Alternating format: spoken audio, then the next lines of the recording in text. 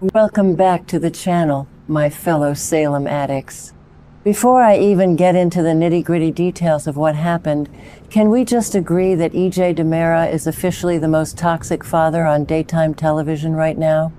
I know some people are loving his ruthless CEO era and think he is just doing what he has to do to survive, but personally, I am so over him dragging his kids into his dark, twisted messes.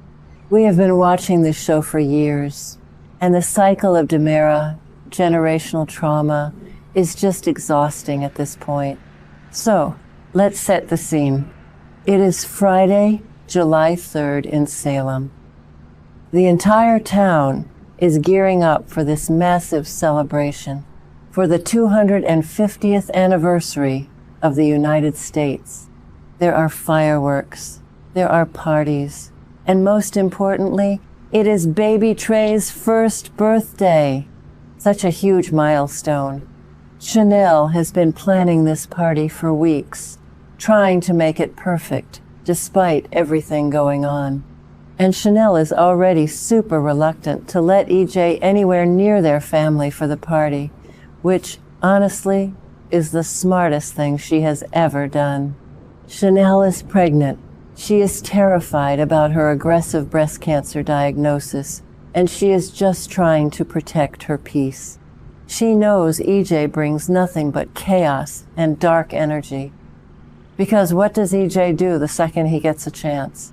He completely ignores the sanctity of his grandson's birthday and convinces Johnny to literally break into Sarah's hospital office. Yes, you heard me right. I was screaming at my television. EJ is standing there in the hospital corridor, playing lookout like a common thug, while his son snoops through a doctor's desk. And why is he doing this? Because EJ is absolutely terrified. He knows the feds are closing in on the tainted drug scandal from 2 years ago. He knows Rafe Hernandez and Kat Green are building a massive federal case against him. But instead of handling his own dirty work like a real DiMera, he uses Johnny's new position as CEO of DiMera Enterprises to manipulate him into committing a felony. He is dragging Johnny into the Coriseal mess, making him search Sarah's office for information. We know Sarah has been investigating the tainted drugs because her patient, Destiny, literally dropped dead. Holly Jonas has been collapsing all over town because of these same drugs. The stakes are life and death, and EJ is just trying to save his own skin. Remember when Stefano used to do this exact same thing to EJ? He would manipulate his children, pit them against each other, and force them to cross moral lines just to prove their loyalty. Yeah, didn't work out great for Stefano either. I've been watching since 2015, and I thought Johnny was supposed to be the good guy. He's supposed to be better than this. But EJ knows exactly which buttons to push. He knows Johnny wants to protect the family name. I am just dreading the moment Chanel finds out about this. If she discovers that Johnny is breaking into offices for EJ while she is at home fighting cancer and planning their baby's birthday, it is going to completely destroy their marriage. Wait, I'm getting ahead of myself. Let's take a breath and talk about the romance.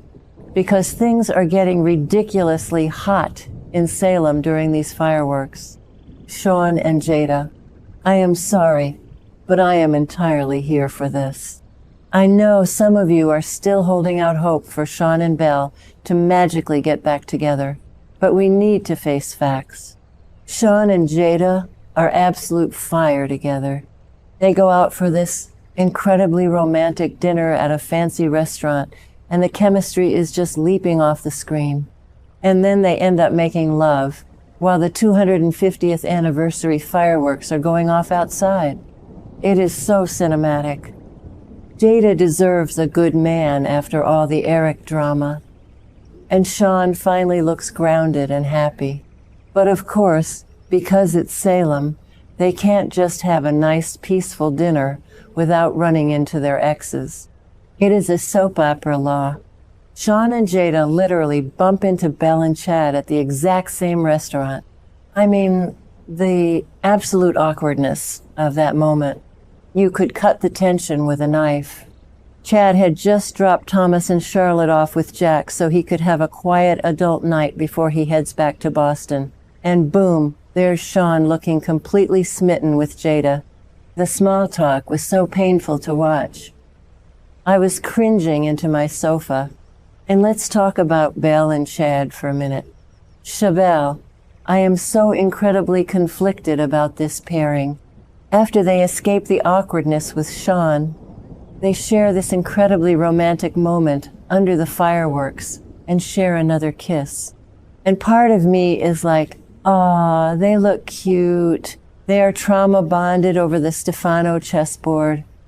But then my brain reminds me of Abigail and John and the fact that EJ is going to lose his mind when he realizes his brother is still kissing his ex. Sometimes I contradict myself because I want Belle to be happy after losing her dad, John Black. But is Chad really the right guy for her? I don't know. I am figuring out my thoughts as I type this, but it just feels like a ticking time bomb. What happens when Chad goes back to Boston? Is this a long-distance thing? Or is Belle going to get dragged into the DiMera mansion drama again? Okay, now I need to talk about the part of the episode that literally shattered my heart into a million pieces. I am still crying.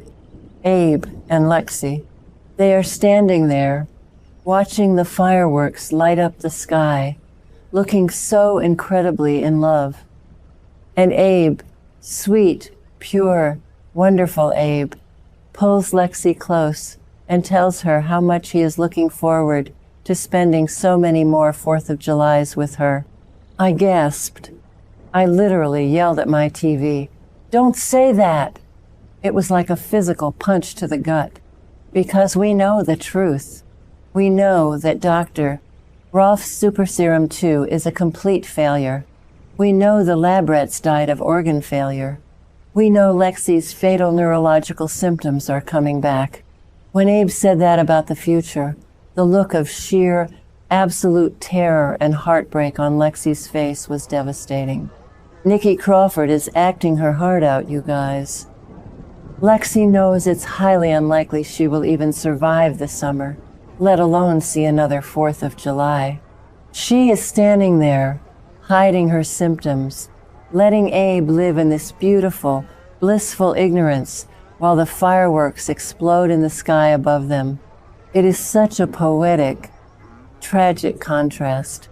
The bright, explosive celebration of life in the sky, and the dark, quiet reality of death creeping up on Lexi on the ground. Why are the writers doing this to us? Why bring Lexi back from the dead, completely ruin Paulina's marriage, make Paulina sacrifice her own happiness, and give Abe all this hope, just to brutally rip it away again? It is cruel. I am so mad at Dr. Rolf. I am so mad at EJ for authorizing this reckless science experiment. And I am just devastated for Abe. When he finds out that he is going to lose the love of his life for a second time, it is going to break him. I am not ready for those scenes. I am already stocking up on tissues. And finally, because Stefano DiMera will never actually let anyone in this town rest, we have Marlena. Poor, grieving Marlena.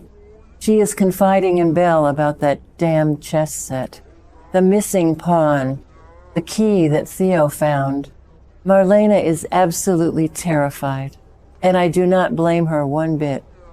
Stefano is dead, but he is still playing games with her mind from beyond the grave. She tells Belle how worried she is, and you can just see the sheer exhaustion in her eyes. After everything Stefano put her through the cages, the mind control, the kidnappings, the constant obsession, she just wants peace to mourn, John. But Stefano won't let her have it.